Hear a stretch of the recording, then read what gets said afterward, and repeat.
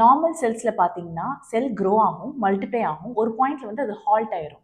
So இந்த விஷயத்தில் வந்து டிஎன்ஏ சிந்தசிஸ் வந்து ப்ராப்பர் சிக்னலிங் மூலயமா எந்த ஒரு டிஸ்ரெகுலேஷன் இல்லாமல் ஒர்க் ஆகும். வேற கேன்சர் செல்ஸை பொறுத்த வரைக்கும் இந்த டிஎன்ஏ சிந்தசிஸில் வந்து ஒரு டிஸ்ரப்ஷன் இருக்குது, சிக்னலிங் மிஸ்மேட்ச் இருக்குது அண்ட் டிஸ்ரெகுலேஷன் இருக்குது. ஸோ இதனால செல்ஸோட க்ரோத் வளர்ச்சி வந்து அதிகமாகிட்டே இருக்கும், மல்டிப்ளையும் ஆகும், எண்டே இருக்காது அண்ட் ஸ்டாப்பும் ஆகாது. That's when tumour forms. Lung கேன்சர்னா என்னன்னா, இந்த கேன்சர் செல்ஸ் அதாவது அப்நார்மல் செல்ஸ் வந்து லங் ஏர்வேல வந்து இருந்தாலோ இல்லை லங் பேரன்கைமால வந்து உங்களுக்கு டியூமர் வந்தாலோ that is called as lung cancer. We have many histopathological differentiation in this lung cancer. One of the most dreadful being your adenocarcinoma. யாரெல்லாம் most prone for lung cancer அப்படின்னு பார்த்தீங்கன்னா, firstly smokers. 80 to 90% of smoking individuals are prone for lung cancer. Then passive smoking ஒரு entity இருக்குது, that is a second hand smoker.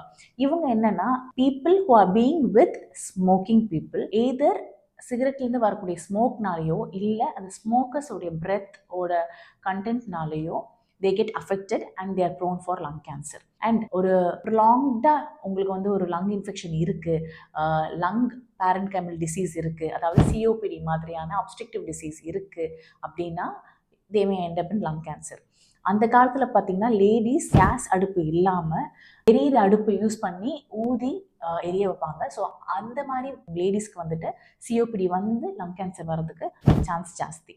And இந்த மாதிரி water contamination with this xenon and radon, ஃபேக்ட்ரிஸ்லேருந்து வரக்கூடிய contaminated வாட்டர்லேருந்து execute ஆகிற இந்த கேஸஸ்னால வந்து வரலாம். And coal workers and mining ஒர்க்கர்ஸில் இருக்கக்கூடிய ஒர்க்கர்ஸ்க்கு ஆஸ்பெஸ்டோசிஸ் அண்ட் நீமோகோனிஸ்ன்னு சொல்லக்கூடிய டிசீஸ் வந்து அது ப்ரொலாங்காக இருக்கிறதுனால லங் கேன்சர் வர்றதுக்கு சான்ஸ் அதிகம். நான்-ஸ்டாப் காஃப் இருந்துக்கிட்டே இருக்கும், கண்டினியூஸாக இருக்கும்.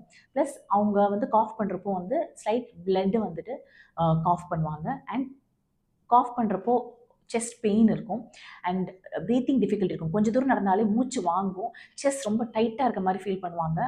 ப்ளஸ் கஷ்டப்பட்டு மூச்சு விடுற மாதிரி இருக்கும். As usual any other cancer இருக்கிற மாதிரி வெயிட் லாஸ், பசிக்கவே பசிக்காது. ஸோ அதனால மசில் வேஸ்டிங் இருக்கும், ரொம்ப டயர்ட் ஆயிடுவாங்க. அலாங் வித் திஸ் இன்ஃபெக்ஷன்ஸ் ப்ரோனாக இருப்பாங்க. ஒன்ஸ் நீங்கள் இந்த ரிஸ்க் ப்ரோன் ஜோனில் இருக்கீங்க அப்படின்னா it's mandatory for those people to take a low dose CT scan screening. இது எதுக்கு அப்படின்னா, இந்த லோ டோஸ் சிடி ஸ்கேன் வந்து சின்ன டியூமரை கூட பிக்கப் பண்ணுறதுக்கான ஹை குவாலிட்டி வந்து இந்த சிடிக்கு இருக்குது. So you can get yourself evaluated priorly than later.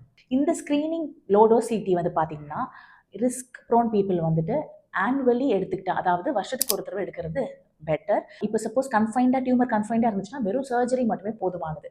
இல்லை கொஞ்சம் ஸ்ப்ரெட் இருக்குது அப்படின்னா then you go in for chemotherapy, அதுக்கப்புறம் immunotherapy and the treatment goes on. So முன்னாடியே தெரிஞ்சுக்கிட்டா அதோட காம்ப்ளிகேஷனையும் நீங்கள் ப்ரிவென்ட் பண்ணலாம். So early detection gives you better livelihood.